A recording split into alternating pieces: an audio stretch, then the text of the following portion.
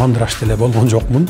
Баягы менин аркаман куугунтук түшүп, 570 машиналарын айдап чыгып кеткен, сейфтерин көтөрүп чыгып кеткен, өзлөрүн заложник кылып алып туруп, анан кийин 2010-жылы таза шайлоо болгон, кармап туруп камагыла.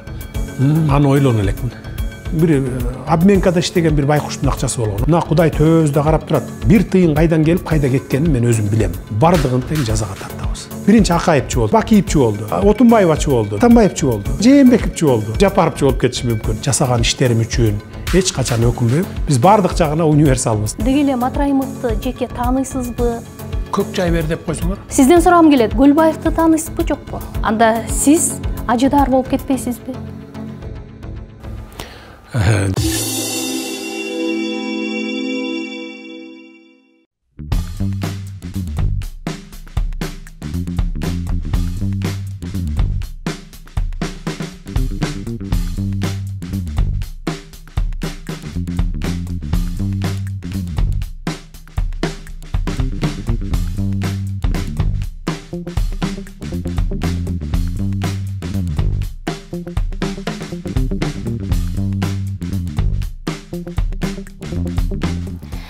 Садыр мырза, биз менен маектешүүгө убакыт тапкандыгыңыз үчүн алды менен ыраазычылык билдирем.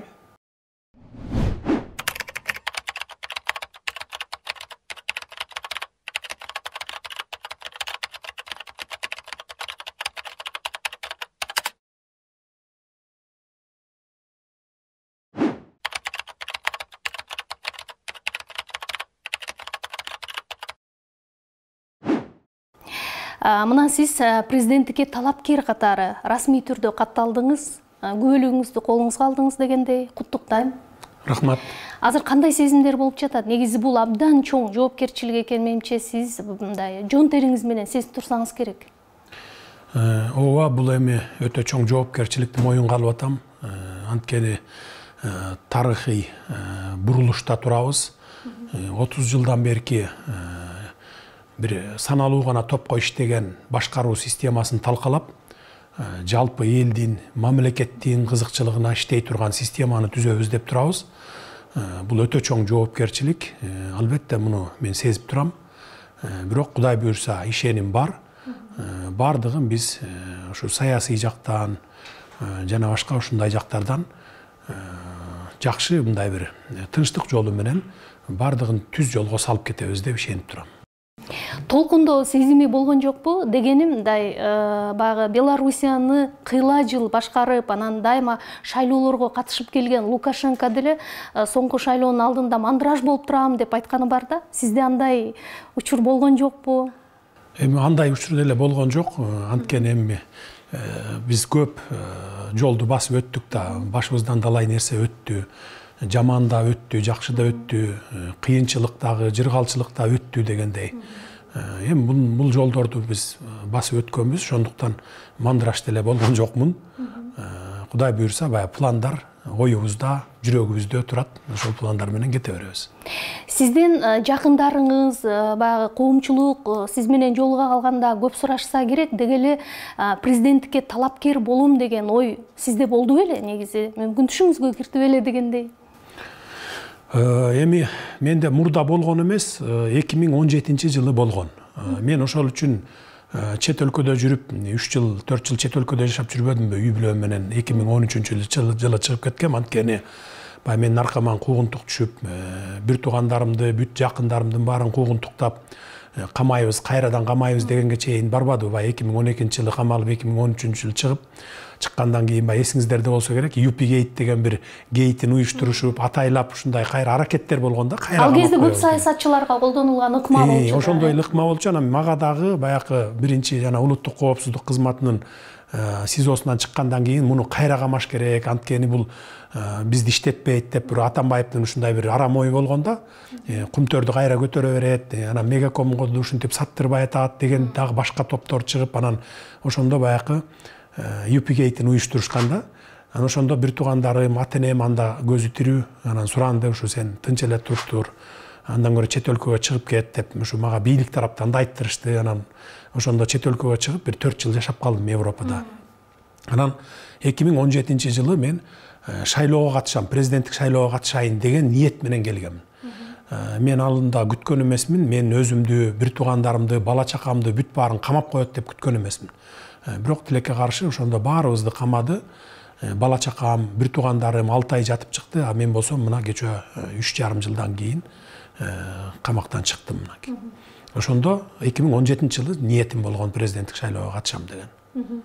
Сиз саясатка аралашканы көп эле шайлоолорду башыңыздан өткөрүп атасыз, же ага күбө болуп атасыз дегендейчи. Бизде калыс, таза шайлоолор өткөн жок деп Кыргызстанда биометрикалык система кирди. Мына эми болсо шайлоого талапкер катары өзүңүз катышып атасыз. Ошол мындан 5 жыл мурунку шайлоолор менен бүгүнкү шайлоонун айырмасы болобу, жокпу? Айырмасы өтө чоң. 2010 жылы таза шайлоо болгон. Анткени 2010 жылы баягы революция болбодубу? Ошондон кийин баягы таза шайлоо өткөрөлү деп таза шайлоо өткөрүшкөн. Баягы эл дагы ошо таза шайлоо өткөрүүгө өзү дагы мындай муктаж болчу.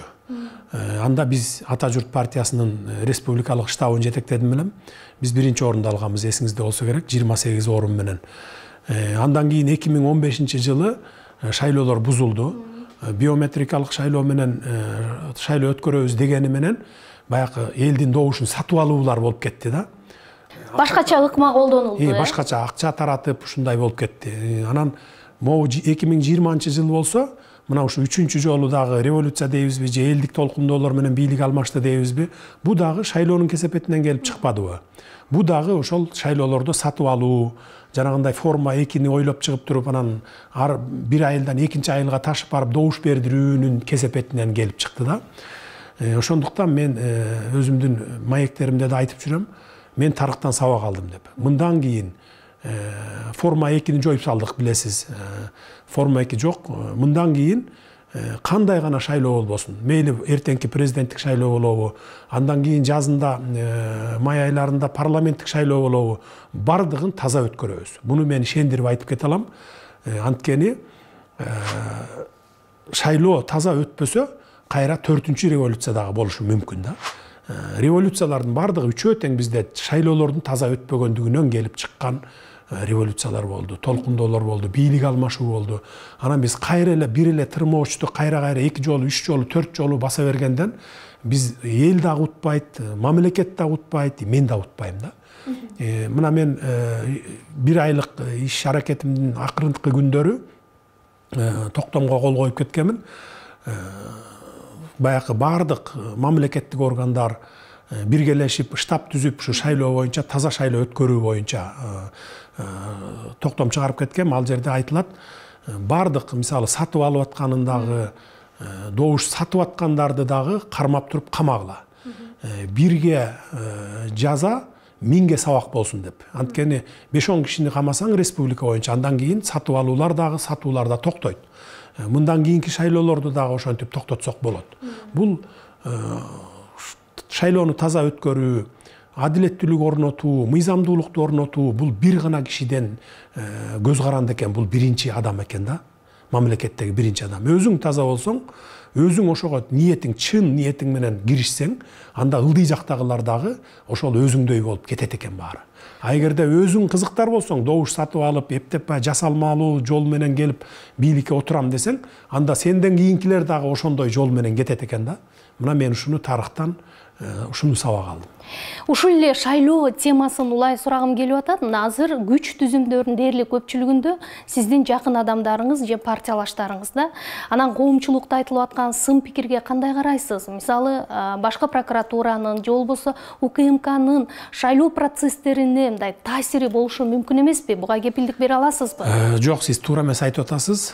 Менин тарапташтарым же партиялаштарым эмес.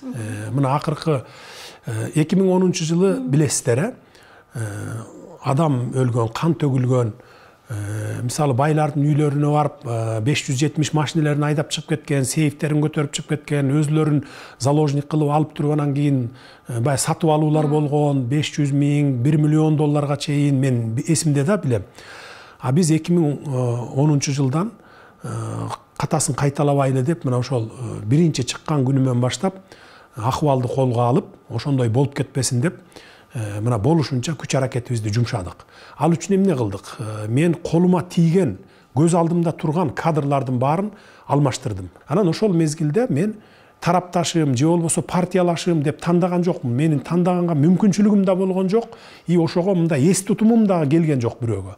Көз алдыма келген кадрларды баарын тең алып барып туруп, алмаштырып коюп, ошондой 2010-жылдагыдай кан төгүлүү болуп кетпесин, банктардан акчаларды чыгарып кетпесин, башаламандык болбосун, мародерчулук болбосун, жанагындай үйлөргө барып талап тоноочулук болбосун деп иш аракетти кылып туруп, анан ошол кадрларды койдум. Мына бүгүнкү кадрлар. Бирок булар бүгүн убактылуу гана кадрлар. Эртең президенттик шайлоодон кийин бардыгы кайрадан жаңырат. Биз ошого мына ошондой баягы оперативдүү чараларды колдонуп, ошол тынчтыкты сактап калдык. Бирөөнүн чекесине чертилген жок, бир айнек сындырылган жок. Бул биздин менин эле эмес, бүтүндөй кыргыз элинин, бүтүндөй мамлекетинин чоң жетишкендиги болду. Мына бүгүн сиз менен ушу татынакай ушундай маек куруп отурабыз. Эгерде биз ошондо ситуацияны колго албай, билгениңерди кылгыла ар ким десе дей турган болсок, анда такыр бүгүн башкача жашоо болуп кетиши мүмкүн эле да. Бул оюңузду дагы улап сурайм, бирок ага чейин айтсаңыз, мына эми президенттикке талапкерсиз, эгерде жеңиш сизде болуп утуп калсаңыз, эң биринчи ишти эмнеден баштайсыз? Кайсы реформаны алдыга жылдырасыз? Кудай буюрса, президенттик шайлоо бүткөндөн кийин, президенттик шайлоо менен кошо референдум өткөн атпайбы? Парламенттик башкарууну тандайсыңарбы же президенттик башкарууну тандайсыңарбы деп. Ошого жараша конституциянын долбоору даярдалат. Азыр конституциялык кеңешме отурумун жүргүзүп атат. Ошо элдин оюн билели деп биз ушундай кадамга бардык да. Биринчи эл менен эсептешели деп. Көпчүлүк кайсыл системаны тандап алса, биз ошол система менен баш мыйзамды жазабыз. Баш мыйзам мурдакыдай бир кишинин же бир топтун кызыкчылыгын көздөгөн баш мыйзам болбойт. Бул жалпы элдин, мамлекеттин келечегин аныктаган, ошол жалпы элдин кызыкчылыгын көздөгөн баш мыйзам болот. Мейли кийин 5-10 жылдан кийин ким келбесин бийлик башына, бул система ошол бийлик башындагы адамды түз жолго салып, мындайча айтканда баягы уктап жатып албай, же болбосо баягы мына мен келдим, болду 5 жыл, 10 жыл жыргап алайын деп эмес, куйругун бурап иштей турган система болот да. Ошондой системаны түзүп атабыз. Кудай буюрса, ошол парламент президенттик шайлоо аман эсен өтүп кетсе, референдум өтсө, андан кийин анан конституциялык реформа болот. Ал деле ошол февралдын аягына барып калат го деп ойлоп турам. Андан кийин анан мыйзамдар кабыл алынып, ошо жаңы мыйзамга тиешелүү, ошогон туура келтирилген мыйзамдар кабыл алынат дагы. Андан кийин анан ошол июндүн 1-ине чейин деп биз мыйзам менен аныктаганбыз, парламенттик шайлоо өтөт. Парламенттик шайлоо өткөндөн кийин анан саясаттын баарын жыйыштырып, уже баягы саясат бүтөт да. Анан биз экономика менен гана алек болобуз деген пландарыбыз бар. Ага долбоорлорду даярдап, азыр иштер жүрүп атат. Эми айтсаңыз, мына өзүңүз белгилегендей эле президенттик шайлоо менен бирге эле референдум өткөнү турат. Албетте мамлекеттик башкаруу системасын коом, эл өзү тандаган жатат да. Бирок эл парламенттик башкаруу системасына басым жасайбыз дей турган болсо, анда сиздин кийинки аракетиңиз кандай болушу мүмкүн? Биз элдин гана баягы пикири менен эсептешебиз. Эмне үчүн биз мындай кадамга бардык? Мисалы, азыр элдин пикирин мындай сезип турам. Президенттик башкарууга барабыз дейт. Көпчүлүгү баары ошону колдойт деп ишенип турам. Андан сырткары мен өзүмдүн сөзүмдө дайыма айтчумун, бир мандаттуу кылышыбыз керек. Ар бир баягы райондун өзүнүн депутаты келиш керек, өкүл болуп деп мен айтып жүрчүмүн, эсиңиздерде болсо керек. Бирок баягы талкуулардын жүрүшүндө мени баягы элдин дагы азчылыктын дагы пикири менен мен макул болдум. Анткени азчылык болсо дагы ал биздин эл. Мисалы, азчылык силер кимсиңер деп туруп биз аларды артка тээп салсак, анда туура эмес болуп калат. Анткени 2010-жылы убактылуу өкмөттүн мүчөлөрү азчылыкты ошентип тээп салган. Мына биз революция жасадык деп ал убакталар фаворит болуп турган, анан кийин баягы азчылыктын ой пикирин уккусу да келген эмес. Бул жолу биз азчылык болсо да аларды угалы деп атабыз. Анткени бир мандаттуу округтан кылып салсак, анда жаштар анан аялдар парламентке келе албай калат деген пикирлерин айтып атышат да. Анткени 2005-жылы мен биринчи жолу бир мандаттуу округтан депутат болуп келгем. Ошондо чындыгында аялдар келбей калган. Бир гана Шарипа Садыбакасова деген эжебиз келди эле, аны дагы Раматылык Мелис Эшимканов сотко берип, алдырып салып, анан жалаң эркектер болуп калганбыз да 100%. Анан жаштар дагы чындыгында мындай 10%, 15% эле жаштар келип калганбыз да. Анда мен да жаш болчумун. Анан мен ошону эске алуу менен биз бир мандаттуу округту дагы, андан сырткары ушу партияларга дагы орун берип, бул эми конституцияга жазылбайт, бирок мыйзамдар менен аныктайлы деп, ошол баягы эксперттик топ ошондой деп мындай пландаштырып атабыз да. Партияларга да орун берели деп. Анткени партиялардан ошо жаштар, анан аялдар, башка улуттардын өкүлдөрү дагы ошол партия менен келсин деген ушундай шарттарды түзүп берип атабыз да. Мындай кыскача анан так айтсам, мындай түшүндүрмө айтсам, биз азчылыкты мисалы силер азсыңар деп биз мындай артка тээп салган жокпуз аларды. Алардын дагы кызыкчылыгын киргизип атабыз. Анткени коомубуз азчылык болобу, көпчүлүк болобу баары бир биздин мамлекетибиздин жарандары. Жалпы коомчулуктун кызыкчылыгын биз бирдей карашыбыз керек деген ушундай бир максат менен кетип баратабыз. Фаворит деп айтып калдыңыз да, менимче бул ойду мен Текебаев жөнүндө деп түшүндүм окшойт. 2010-жылы кабыл алынган конституцияны Текебаевдин баш мыйзамы деп атап, Кыргызстан ал конституция менен 10 жылда 30 жылга артка кетти деп сиз өзүңүз социалдык түйүнгө жазып чыктыңыз. Бирок мына эгерде ушул сиз айткандай эле калктын дээрлик көпчүлүгү, басымдуу бөлүгү президенттик башкаруу системасын колдой турган болсо, анда сиз ажыдаар болуп кетпейсизби? Жок, мен өзүм андай адам эмесмин, андайга барбайм. Эмне токтотот сизди? Мени биринчиден ынсап, ыйманым токтотот.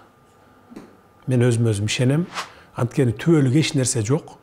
Мына түбөлүк отурабыз дегендерди дагы көрдүк турмушта. Ошон үчүн түбөлүк эч нерсе жок. 5 жыл отурамбы, Кудай буйруп, эгер маңдайыма жазып келип президент болуп калсам 5 жыл отурамбы, 10 жыл отурамбы, мен да кетем. Түбөлүк эч кимибиз жашабайбыз. Бирок ошо артыбызда ушул түзүп кеткен системабыз, башкаруу системабыз, эртең Эшмат келеби президент болуп, же Ташмат келеби, ошол эл үчүн, мамлекет үчүн иштей турган система болуш керек. Бир кишинин кызыкчылыгы үчүн эмес. Муну биз 30 жылдан берки тарыхыбыз көрсөттү. Анан мен кайра эле катасын кайталап эмне кылам? Мен ошон үчүн эч бир конституциянын текстине же болбосо башка ушу башкаруу системасына кийлигишпедим. Биринчи парламентке бербедик беле. Парламентке бергенден кийин ызы чуу чыкканда депутаттар дагы баягы моралдык жактан өзүлөрү кичине неме болду окшойт, аксады окшойт. Ошондуктан конституциялык кеңешме түзүп, азыр мынакей 100гө жакын киши ошону баягы академиктер, профессор, докторлор, баягы турмуштан тажрыйба алган, өкмөттө иштеген, жанагы башка бир университеттерде сабак берген адамдар ошону жазып атышат да. И ошол жерде айтып атабыз биз. Бир эле баштуу башкаруу болсун. Бирок ошондо дагы парламенттагы баланс болуп, президент менен баланс болуп, баягы контролдоп турсун. Анан курултай системасы эми баягы элдик курултай деп атабыз. Элдик курултай жылына бир жолу чогулуп, баягы парламент менен президенттен баягы коомдук башталыштарда кеңешин берип, сунуштарын берип, отчетун угуп, ушундай кылып турсун деген системаны киргизип атабыз. Эгерде мен ажыдаар болуп кетким келсе, мисалы, мен анда курултай институтун киргиздирбейт элем. Анткени мен деле мурдакылар окшоп 5 жылбы, 10 жылбы чалкалап жатып, өтүп алгандан кийин элдин алдына чыгып отчет берип, эмне кылам деп мындай бир ушундай бир ниетим пайда болот эле да. А бул жерден курултай келип чогулуп турса, жылда мисалы эл бардык региондордон, айылдардан келип чогулуп анан турса, сен отчет берип жылда ушинтип турганды мисалы көпчүлүк президенттер, мурдакы президенттер деле каалаган эмес да. 30 жылда бирөө бир жолу отчет берип, элдин алдына чыгып отчет берген эмес да. Мындан ары президент, парламент ошо жылда жасаган баягы, орусча айтканда годовой отчетторун берип туруш керек деген максатта ушундай системаны киргизип. Кош бийлик болбойт эң негизгиси. Кош бийлик болбойт. Анткени мына биз кеткен президенттерди тарыхтан сабак алып, мына практика жүзүндө көрдүк, Мисалы, президенттер кеткенден кийин канча акча жегени, кайсы акчаны каяка колдонгону, $1 ат тишти $600 сатып алганы кеткенден кийин билинип калып атпайбы? А бул мында болсо, могу жаңы кирип аткан системада болсо, жыл сайын сен отчетуңду берип турасың да. Мисалы, бюджетиң канча болду, республикалык бюджет, канчасын каяка колдондуң, баягы сырттан канча каражат келди, канчасы грант, канчасы кредит, анан канчасын кайсыл тармакка колдондуң, мисалы канча бир буюмду канчага сатып алдың деген сыяктуу жылда сен отчет берсең, ал элге көрүнүп турат да. Анан эгерде жеп алсаң, жанагындай кылып кыянаттык кылсаң элдин мүлкүнө, анда сеники жылда көрүнүп турат да. Анда кандай десем болот, бир 5 жыл 10 жылдан кийин эмес, жыл сайын билинип кала турган система болот да. Бул өтө мындай эл үчүн, мамлекет үчүн пайдалуу гана система болот.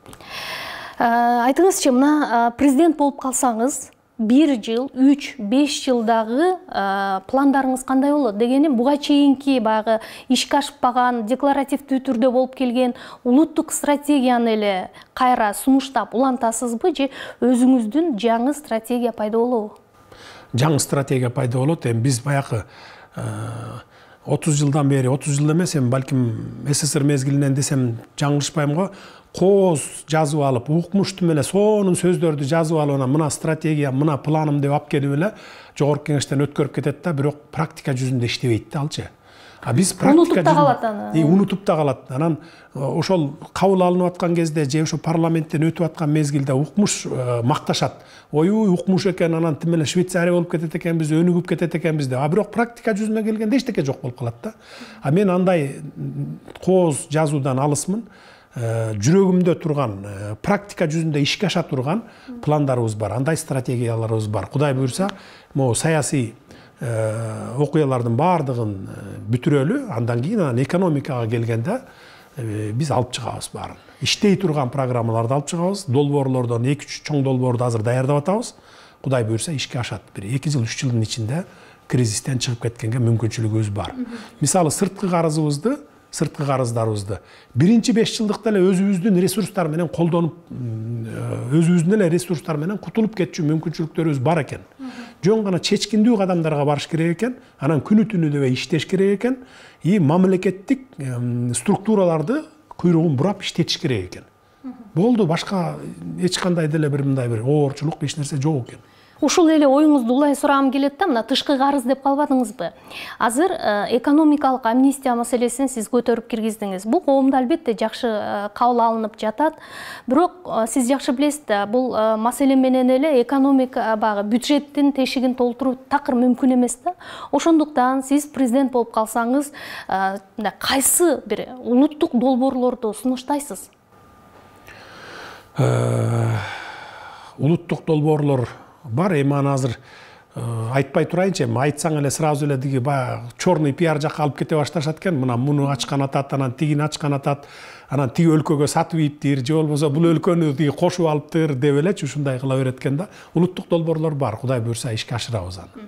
Иш жүзүндө көргөзөбүз кийин, сөз жүзүндө эмес. Анда айтыңызчы, Кыргызстан бүгүн коңшу мамлекеттерге салыштырмалуу экономикалык жактан аябай чама-чаркыбыз чектелүү болуп турган учурда, бул баягы мамлекет башчынын чабалдыгына байланыштуубу же башка себеби барбы? Бул андай десем да болот, бирок көбүнчөсү биздин өкмөттө, президентте, жогорку кеңеште ошо бюрократиялык элементтердин келип чыгышынан ушундай бир токтоп калган экен да. Анткени мен ушул акыркы 1 айдын ичинде баарын көрдүм.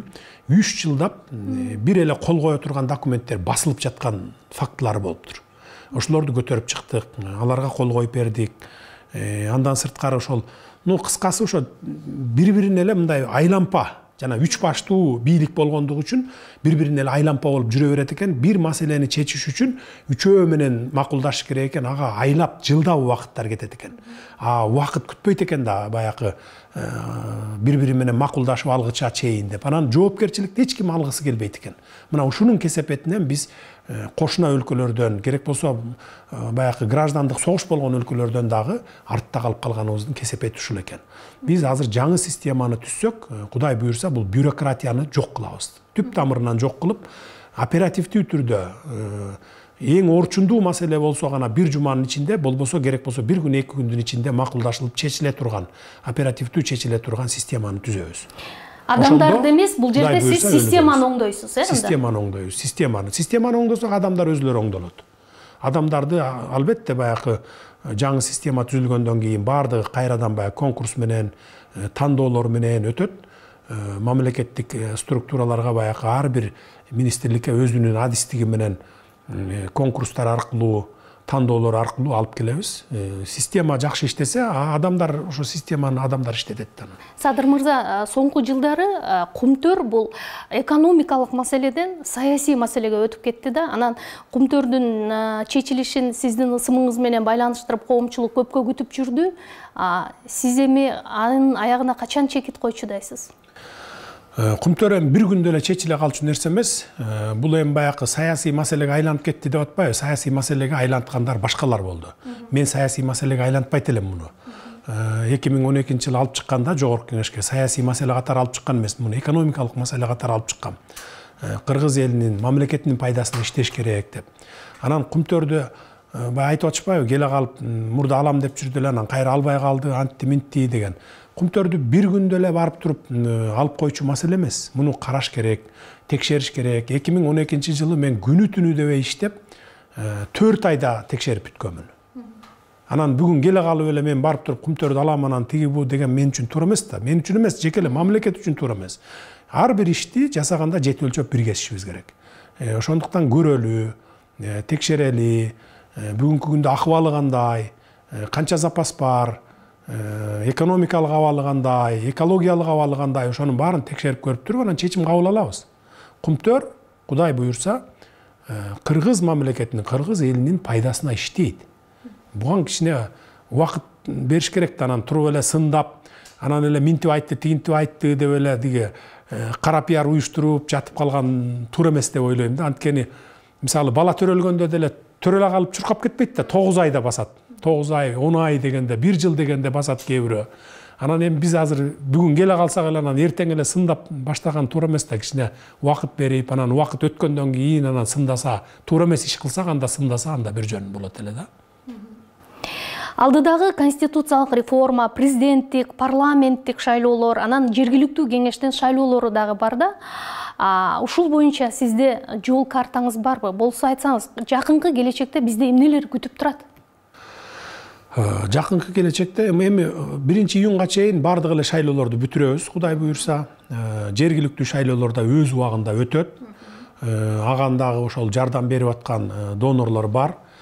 Мисалы ушу шайлоолор боюнча, шайлоолорду өткөрүү боюнча Россия жардам беребиз деп атат. Акча каражат жагынан эми ал биздин бюджеттен кете турган акча да негизи. Бирок алар жактан дагы ушу жардамдар болот деп убада беришкен, бирок мен бүгүнкү күн маалыматым жок. Канчалык деңгээлде берди же бере эле экен. Аны Борбордук шайлоо комиссиясы билет го.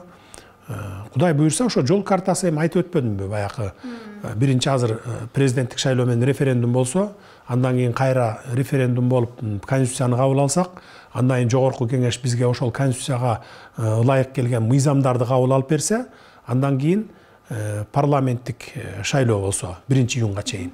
Жергиликтүү шайлоолор болсо, мен жаңылышпасам апрель айларында өтөт болуш керек. Ал дагы өз убагы менен өтөт. Бири-бирине аралаштырбай баягы ирет-ирети менен өткөрүп алабыз. Эгерде президент болуп калсаңыз, президент катары эң биринчи мамлекеттик сапарыңызды кайсы өлкөдөн баштагыңыз келет? Аны ойлоно элекмин. Аны биринчи президенттик шайлоону өткөрүп болуп алалы, андан кийин аны ойлойбуз. Анда айтыңызчы, Кыргызстандын улуттук идеясы кандай болушу керек? Эмнеден турушу керек?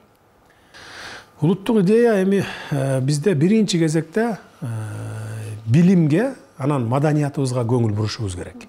Ошо билим анан маданиятыбыз аркылуу, өзүбүздүн тарыхыбыз аркылуу ошо идеологияларды жүргүзүшүбүз керек да.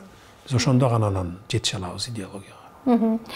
Бүгүнкү күндө сиз баягы саясий жагдайдагы маселелерге келе турган болсок, саясатчылардын ичинен кимди өтө күчтүү атаандаш катары эсептейсиз? Деги эле баягы саясий оппоненттериңиздин арасында андай адамдар барбы, жокпу?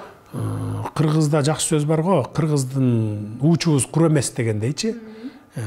Бардык эле атаандаштарым күчтүү, бардыгын тең сыйлайм, бардыгы тең кыргыздын мен деген жигиттери, бүт баары тең эле күчтүү деп эсептейм, баары тең эле. Кыргызстан демократиялык нукта өнүгүп жаткан өлкө, биз плюрализм сакталган өлкө, биз ошондой ой пикирлердин плюрализмин баалайбыз деп келебиз да. Бирок атаандаштарыңыздын, айрым бир жарандык коомдогу өкүлдөрдүн сиз тууралуу пикирлерине жооп бербей койгону сиз туура эмес деп эсептейсизби? жооп бербей коюу туура эмес, эми жооп бериш керек. Мен эми кээ бир анда-санда учурларда жооп берип эле атам. Эми биз баягы асманга учуп кеткен жокпуз да, баарыбыз эле жерде жүрөбүз. Маалымат келип атат.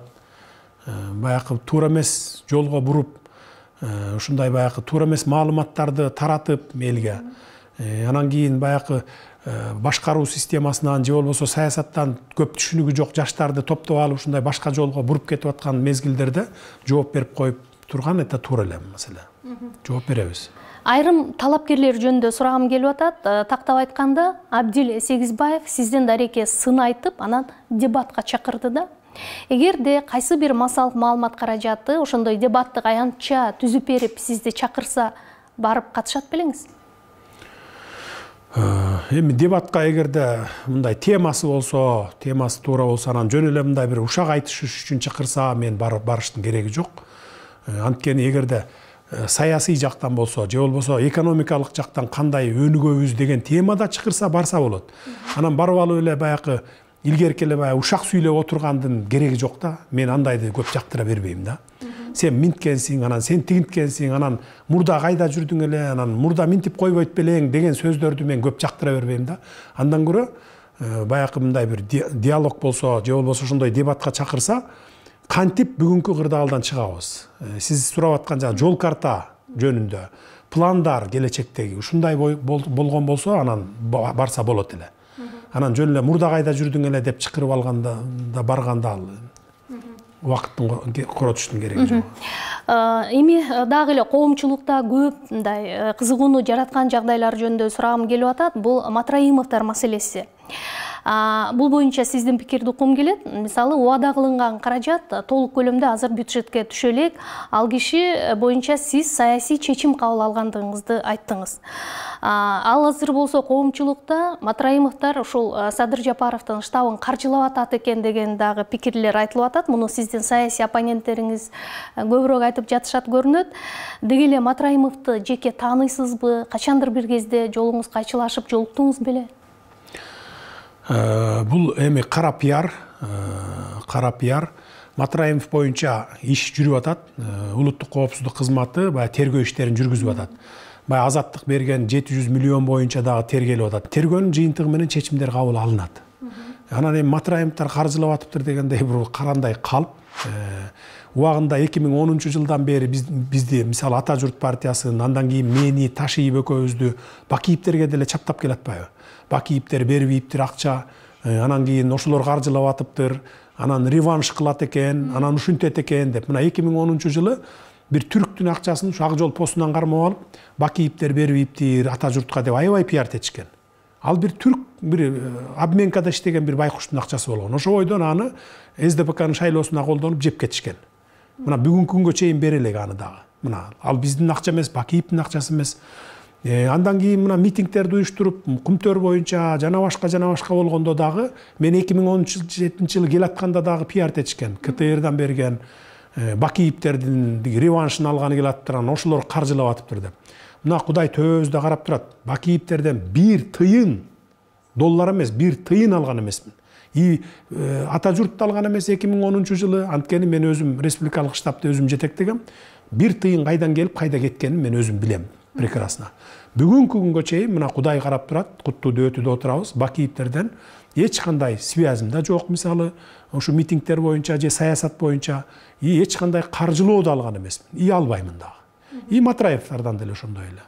Бакиевтер деп өзүңүз айтып калдыңыз да, өткөндө мен экс-президент Роза Отунбаева менен маектешип олтурганда, деги эле Садыр Жапаров ким ал? Мага ушундай суроо бергениңде кызыктуу болду. Азыр Бакиевтегилердин командасы, кадрлары кайрадан бийликке келатат деген ойду айтты да. Мунун чындыгын өзүңүздөн уккум келет. Эми Отунбаева эжекебиз ал эми оозуна келгенде эле сүйлөп коюп атат эми. Угуп атам аны деле. Биз бийликке мен адилеттүүлүктү, мыйзамдуулукту, теңдүүлүктү орнотом деп келдим. Эртең элге, мамлекетке зыян келтире турган болсо, зыян келтирген болсо, Отунбаевчиси болобу, Бакиевчиси болобу, Атамбаев Жээнбековичи болобу, же болбосо Ташиевчи Жапаровчу болобу, бардыгын тең жазага тартабыз. Жазага тартабыз да, бул жерден Бакиевчилер келатат деп. Ушул сөздү мода кылганды уже модасы деле түгөндү. Бакиевчилер дегенчи. Модасы түгөндү да, эми ушунун элге сиңбей турган сөз да булчу. Роза Отунбаева айта турган деле сөз эмес муну. Анткени Бакиевтер каякта жүрөт? Бул жерде андан бери канча суулар акты, канча аба алмашты дегендей, канча саясатчылар алмашты. Эми бул жерде биз Кыргызстан алакандай элбиз да. Бардыгыбыз сураша келсе бири-бирине тууган чыгат деп коебуз го мисалы. Анан бул жерде баягы мурда Бакиевчи болсо, кийин Атамбаевчи болду анын баары. Андан кийин Отунбаевачы болду. Биринчи Акаевчи болчу. Андан кийин анан Акаевдин баары Бакиевчи болду. Андан кийин Бакиевчинин бардыгы келип Отунбаевачы болду 1,5 жыл. Отунбаевадан кийин бүт баары Атамбаевчи болду. Анан Атамбаевчинин баары Жээнбековчи болду. Эми Жээнбековчинин баары көбү мисалы шайлоодон кийин балким Жапаровчу болуп кетиши мүмкүн. Бирок биз ага карабашыбыз керек.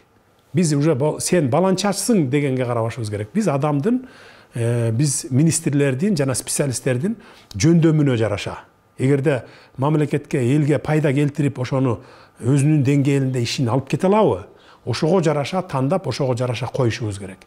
Анан айтышыбыз керек, сен эч кимчи эмессиң, сен мамлекетчисиң, сен кыргыз эличисиң. Ошон үчүн иште дешибиз керек да. Азыр эми бул Бакиевчи, анан Атамбаевчи деген модадан калган сөз. Сиздин командаңыз боюнча сурагым келет.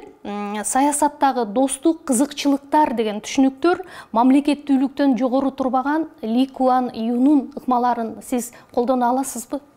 Кудай буйрса колдонобуз. Бул канча убакыттан кийин жемишин берет?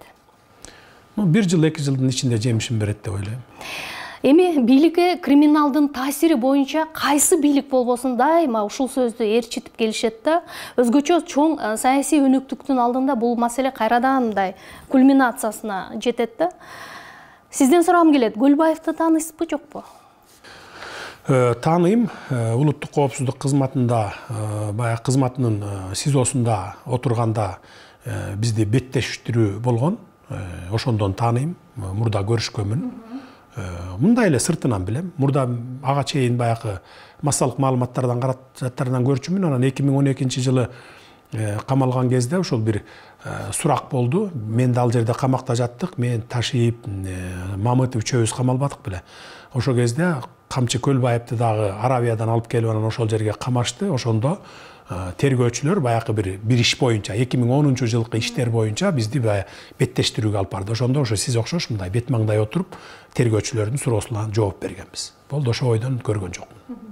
Саясатта достук болбойт, кызыкчылыктар гана бар деген айтылып жүрүшөт. Сиз бул сөзгө ишенесизби? Эгерде достук, мындай бекем достук болсо, достук ошо саясатта деле улана берет. Ал эгерде жок мындай жеке кызыкчылык болуп, материалдык жактан же болбосо ушул бийлик тараптан, мындай бийликке кресло тараптан кызыкчылык болсо, анда достук жок. А эгерде чыныгы достук болсо, саясатта деле достук улана берет. Сурайын дегеним, Ташиевдин сизге болгон достук мамилесин коомчулук абдан жакшы билет да. Ташиев мырза менен маектешип олтурганда, анда сиз абак делеңиз сиз жөнүндө айтып жатып, көзүнөн жаш чыгып ыйлап ийген учуру дагы болгон эле да. Мен Садырды темир адам экен деп билдим да. Темир адам экен деп билдим.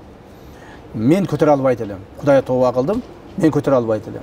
Себеби Садыр темир экен да. Ушунчалык кээде оюм келип кетет, Садырдын ордуна барып отуруп тур десе, отура алар белем депчи. Мен ушуга деле макул болот элем. Азыр эми убакыт өтүп жатат, анан саясатта оппоненттериңиз тарабынан эки мырзанын ортосунда ажырым кетиптир деген дагы пикирлер айтыла баштады. Деги эле саясий, мамлекеттик маселелерде дайыма эле консенсуска келүү оор болсо керек. Ташиев менен биз 2005 жылы бир мандаттуу округтардан депутат болуп келгенде таанышып, чогуу иштешип калганбыз. Ошол күндөн ушул күнгө чейин биз үй бүлөбүз менен чай ичип катышабыз. Эчен бир суулар акты, кечүүлөрдү кечтик, кыйынчылыктарды бирге көрдүк. Камалып түрмөдө бирге да отурдук. Анан бүгүнкү күнгө чейин достугубуз уланып келатат. Бул өкө урушуп кетиптир, анан мындай тигиндей деген сөздөр бул калп. Биз урушпайбыз. урушсак дагы өзүбүз ичара урушушубуз мүмкүн, бирок тил табышып алабыз. Эч качан биздин достугубузду эч ким, бир гана Кудай ажыратышы мүмкүн. Атак мындай ушактар, ортого түшкөн интригалар биздин достугубузду ажырата албайт. Достугубуз экөөбүздүн түбөлүк бойдон калат. Бул достугубуз биздин экөөбүздүн жеке эле кызыкчылыгыбыз үчүн эмес, биз мамлекетибиздин, элдин кызыкчылыгы үчүн ушу достугубузду колдонобуз деп антташканбыз. Ошо бойдон биздин достугубуз түбөлүк калыш керек. Учурда экономикалык кылмыштар боюнча бир топ коррупциялык иштердин бети ачылууда да, ага мына финансы полициясынын, УКМКнын чыны менен эле кыймылдай баштагандыгы себеп деп жатышат да. Бирок мен сизден сурайын дегеним, УКМКнын алдындагы коррупцияга каршы бул АКС боюнча сурагым келип атат да. Мына Жээнбеков мырза кызматын тапшыраарда бул кызматты жоюп кетти эле. Сиз болсо аны кайрадан уюштурдуңуз. Айрым саясатчылар ошол эле 7-чи чакырылышта мен депутат болуп келем дегендердин эң негизги ураны ушул АКСти жоюш керек деген маселелер. Бирок бүгүн алар парламентте отурушат, кетелек, алар негедир унчукпай калышты. Мен сиздин так позицияны уккум келет. Бул жерде мындай да, кеп АКСти эмес да, мен ошол улуттук коопсуздукту, ички иштер министрин, баш прокурорду, анан жанагы каржы полицияларын койгондон кийин мен бардыгын чогултуп туруп баарын айткан элем. Келгиле мындай кылалы деп. Мен мурдакы президенттер окшоп бир олигархты же болбосо бир бай мекемени, бизнесменди калкалап алып, мен ошолордон бирдеме алып, пайда көрүп, ушундай кылбаймын. Эгерде мамлекетке зыян келтирген болсо, уурдаганы болсо, мейли ким болбосун, адилеттүү, мыйзамдуу негизде төгүп берсин. Силер только бирөөгө иш козгосоңор дагы, бирөөнү камасаңар дагы адилеттүү камагыла, мыйзамдуу камагыла. Биз эми ушул жон терибиз менен сезип өттүк адилетсиздик эмне экенин, мыйзамсыздык эмне экенин. Биз ошону башка бирөөгө көргөзбөйлү, кайталабайлы ошону деп туруп анан кийин койгонмун кызматка. Бүгүнкү күнгө чейин ошол принцибимде турамын. Ал эми АКСти баягы указ менен биринчи туура эмес жоюлуп кеткен, баягы акыркы күнү кетирип атканда жоюлуп кеткен да, бирок кайра эле восстановить этилген ал указ менен. Бирок биз азыр президенттик шайлоодон кийин, реформалардан кийин бардыгын мындай бир структуралар өзгөрөт, ошондо биз карап көрөбүз.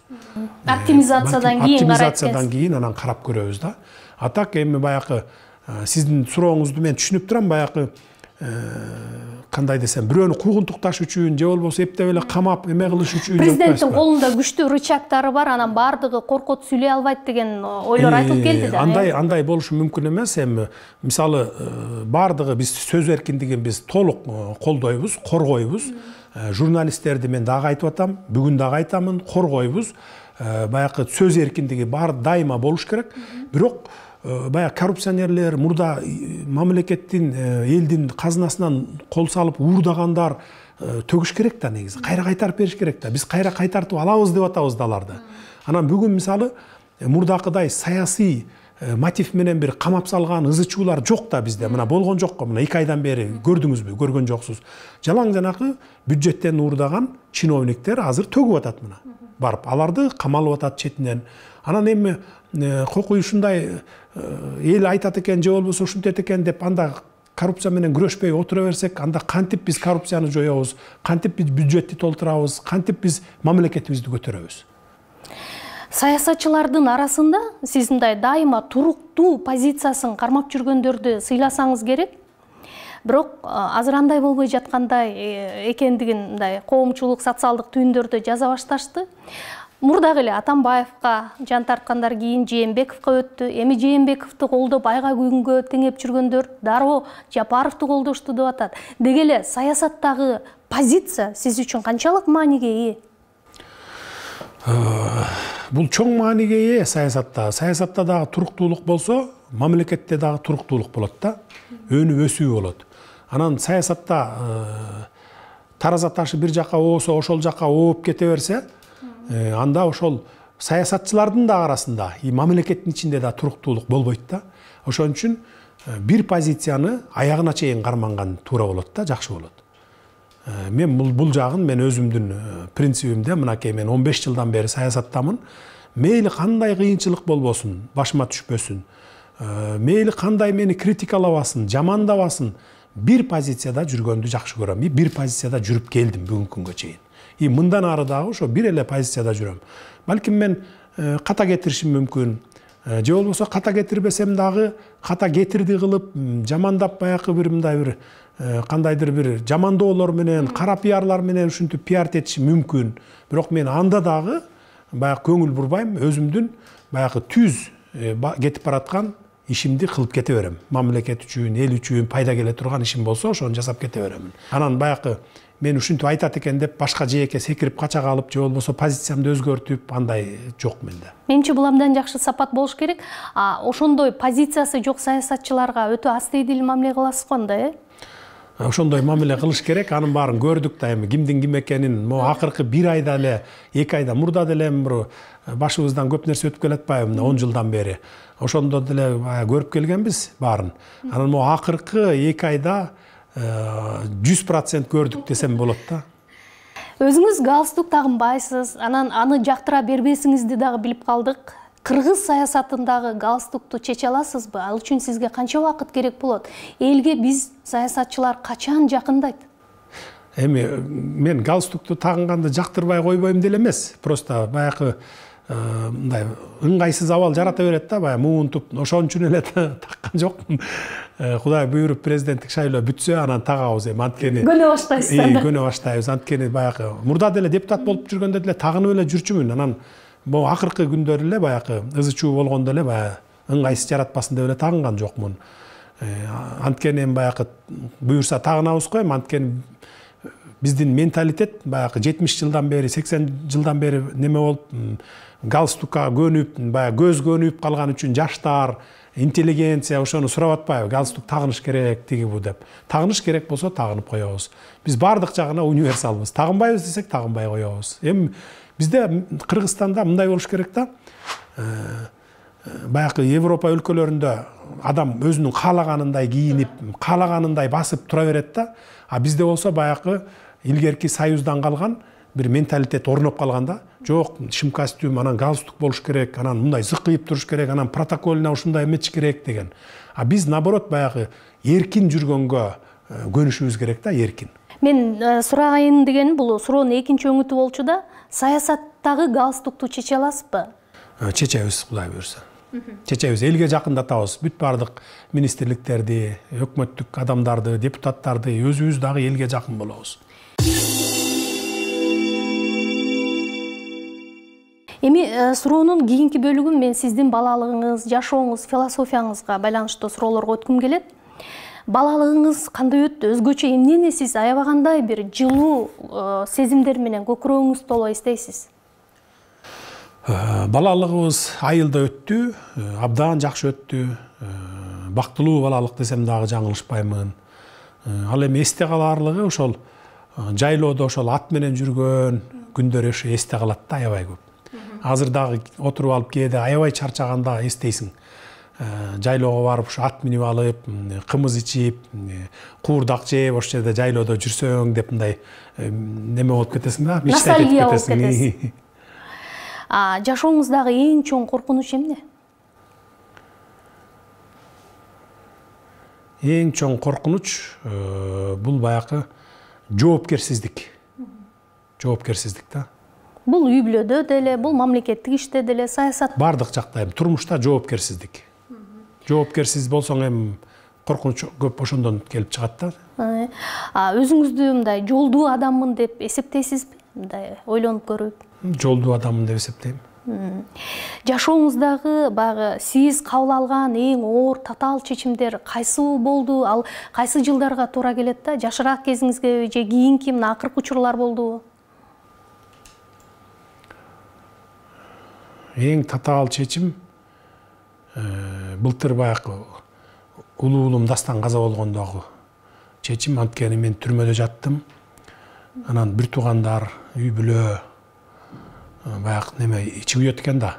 Анан баягы кагып кеткен баланы ушу атай кылды деп, бийлик кылды дегендер сөздөр баягы адамдын оюна ар кандай нерселер келет экен да. Ошондо каматыш керек, антыш керек, мынтыш керек дегенде ошондо баарын айтып, бир туугандар менен кеңешип, үй бүлө менен кеңешип, анан арыз жазбагыла, каматпагыла, тийбегиле, деген чечимди кабыл алыш оор болду ошол. Негизи үй бүлөдөгү баардык чечимди жеке өзүңүз кабыл аласызбы же балдарыңызга дагы мындай тең ата болуп чечим кабыл алганды үйрөтөсүзбү? Жок, жеке өзүм кабыл алам чечимди. Анан баарын айтам, мен момундай чечим кабыл алдым деп, ошону угат баары. Жашооңуздачы негизи мындай кайсы бир ишти жасап алып, анан өкүнгөн учурлар көп болобу же андай болгон жокпу? Жок, мен туура эмес иш жасасам өкүнсөм болот эле, бирок ар бир жасаган ишим, мисалы мамлекет үчүн, эл үчүн, жалпы элдин кызыкчылыгы үчүн жасаган иштерим болду, мен эч өкүнбөйм. Ал эми жеке иштериңде албетте кээ бир иштерде өкүнөсүң, туура эмес кылып алдым деп. Бирок баягы саясаттагы келаткан 15 жылдагы жасаган иштерим үчүн эч качан өкүнбөйм, анткени ар бир жасаган ишимди жети өлчөп бирге себин дайыма. Абак эмнени үйрөттү сизге? Абак бул турмуштан сабак алышты үйрөттү. Мен бир чети өкүнсөм, экинчи чети өкүнбөйм деле. Ошол жерге алып барып, мени алардын дагы жашоо турмушун көргөзгөнү, ичинен көргөзгөнү баягы мага чоң сабак болду да, турмуштан сабак болду. Азыр эми мен баягы аякты көрбөсөм, ал чөйрөдөн менин баягы түшүнүгүм жок болот беле, балким деп ойлойм да. Анткени мен азыр эми саясатта, турмушта, анан ошол криминалдык чөйрөдө дагы мен баардыгын мындай көз алдымда көрүп турам да. Кантип маселени чечсе болот, кантип жойсо болот баягы криминалдык чөйрөлөрдү, кантип стабилдүүлүктү орнотсо болот дегендей баягы баардыгын көрүп билип турам. Турмуштан көп сабак алдык ошол түрмөдөн дагы, анткени баягы мен эле эмес, мыйзамсыз, адилетсиз жаткан ал жерде миңдеген адамдарды көрдүм. Миңдеген баягы тагдыры талкаланган жаш балдарды көрдүм. Анан ошон үчүн баягы өткөндө жана указ менен 230 адамды чыгарбадыкпы? Алардын баардыгы ошол жана майда чүйдө менен же болбосо адилетсиз жаткан адамдар. Ал 230 эле адам эмес, 1000 деп саналат. Бирок тилекке каршы өткөндө комиссия караганда ошо жанагы ырайым берүү комиссиясы менен жаза аткаруу комитети караганда ошол болушунча эми азыраак чыгарганга аракет кылышыптыр да. Алар баягы орусча айтканда жадничте тишкен да дегендей да. Эми анын баарын ревизия кылабыз, кийин карайбыз дагы. Бүт түрмөлөрдө дагы, бул сыртта эле эмес, элдин жашоосунда эмес, түрмөлөрдүн ичинде дагы биз адилеттүүлүктү орнотобуз. Толук адилеттүүлүктү орнотконго жетишебиз. Буга убакыт керек экен бизге. Эң күчтүү сапатыңыз кайсы? Ишенимдүүлүк, өзүмө өзүм ишенүүчүлүк. Кимге ишениш керек экенин кантип чечесиз? Кимге ишениш керек экенин дароо чечиш кыйын болот экен, анткени баягы аралашып жүрүп убакыт өтөт экен, анан көрөт экенсиң, бул кишини да көрөт экенсиң, тиги кишини да көрөт экенсиң, анан кийин барып бирөөнө токтолот экенсиң. Буга ишенсе болот экен, буга ишенсе болбойт экен. Буга болсо кичине ойлонуп көрүш керек экен деп мындай убакыт менен чечет экенсиң да. Сиз ишенген достор алдап кеткен учурлар болду беле? Эми баарыбызда эле бар да, сизде деле болсо керек. Бизде деле алдап кеткен учурлар болгон. Андайлар көп эле болот турмушта. Акыркы жолу качан өзүңүздү мындай ыңгайсыз сездиңиз? Ыңгайсыз сезген учурларым деле болгон жок. Сизде бош убакыт өтө аз. Болсо эмне менен алектенгенди жактырасыз? Сууда сүзүүнү жактырам. Бошогондо бассейнге барам түз эле. Спорттун чемпиону боло элексизби? Жок. Социалдык түйүндөгү посторуңуздун баардыгы өзүңүздүн колдон өтөбү? Анткени абдан активдүү болгонго аракет кылып атасыз же сиздин ойду жардамчылар ишке ашырган учурлар барбы? Жок, өзүмдөн өтөт, өзүм жазам, өзүм салам. Facebook'та да бармын, Одноклассникте, Instagram'да да бармын. Посторумду өзүм жазам, өзүм салып коем. 160 миңден ашуун сиздин жеке баракчада катталуучулар бар экен. Бул кыргыз саясатчыларынын арасында, Facebook'та. Кыргыз саясатчыларынын арасында сиз бул жагынан лидер экенсиз да, туурабы? Кантип жетиштим деп ойлойсуз? 2010 жылдан бери карай социалдык түйүндөрдү колдоном. Ошондо ачкан элем баракчамды. Ошондон бери ушу 160тан ашып калыптыр, 160 миңден. Одноклассник сайтымда дагы группам бар, ал жерде бир 46 миң болуш керек.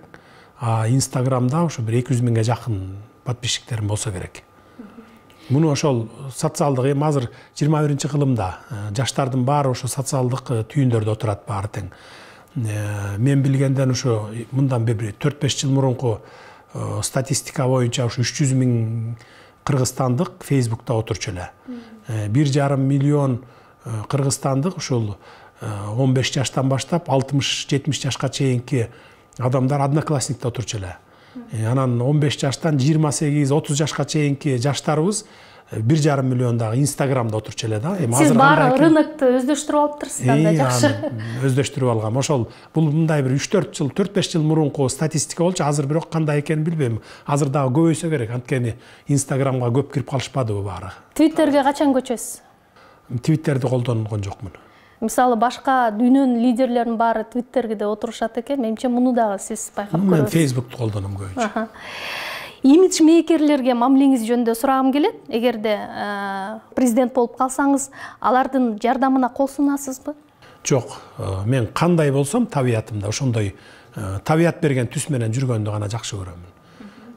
Жөнөкөй кийинем, мен жарашыктуу болсо болду, мага ал мындай жасалгалап, тигиндей жасалгалап деген андай жок, андарды колдонбойм. Өзүңүздү канчалык кечиримдүү адаммын деп эсептейсиз? Деги эле кечиримдүүлүктүн аягы болушу керекпи? Кечиримдүүлүктүн да чеги болот негизи. Бирок өзүмдү кечиримдүү эле адаммын деп эсептеймин. Анткени Кудай өзү айтат экен, мен дайыма кечиримдүүлөр, анан сабырдуулар тарапта боломун депчи. Ошол сөздөн улам, анан мен ушу кечиримдүү болгонго аракет кылам. Жубайыңызга болгон сүйүү жаш кездегидей эле болот бекен, же жылдар өткөндө балдарга өтөт бекен? Туура айтасыз, балдарга, неберелерге өтүп кетет экен. Жаш кездегидей болбой калат экен. Бирок мындай жубайың менен убакыт өткөн сайын бир туугандай болуп калат экенсиң. Сүйүүң ошол неберелерге, балдарга, балаңды, анан неберелериңди сүйгөнгө өтүп кетет экен. Балдарыңызга мындай көңүл бөлгөнгө, жубайыңызга көңүл бөлгөнгө, белек бечкек бергенге убакыт таап атасызбы? Жок, убакытым жок ага. Чынын айтышым керек. Түн жарымында келмей, эртең менен таң эрте туруп кетмей, ошо менен эле күн өтүп атат мына. Акыркы 2 айда өткөндө баягы биринчи чыккан күндөр өзүңүздөр деле көрсөңүздөр керек. Мен 4 сутка көз ирмеген жокмун, уктаган жокмун. Анткени биринчи суткада баягы шайлоо болду, анын результаттарын карап отуруп таң атып кетти, баягы интернеттен карап отуруп. Анан эртеси күнү эртең менен митингдер башталды. Ал митингдерди карап отуруп, тияк бияк менен байланышып отуруп, экинчи күн өтүп кетти. Экинчи күн уктабадык. Үчүнчү күнү болсо баягы шайланып, достукка барып депутаттардан шайланып ал күн. Ошентип отуруп 4 сутка уктабай, андан кийин 3 саат, 4 саат эле уктап, мына бүгүнкү күнгө чейин ошол күндөр уланып атат да. Анткени уктап жатып алсаң, эс алып жатып алсаң дагы жумуш токтоп калат экен. Бир зарыл бүтө турган жумуштар болот экен, аны дагы токтоп калбас үчүн ошол күнү түнү дебей иштешке туура келет экен. Ошон үчүн балдарга көңүл бурганга дагы кээде убакыт жок болуп калып атат. Анда ошол кетирген убактыңыз жемиштүү болсун. Сизге ийгилик каалайбыз. Чоң рахмат. Рахмат сиздерге дагы. Сиздерге дагы ийгиликтерди каалайм.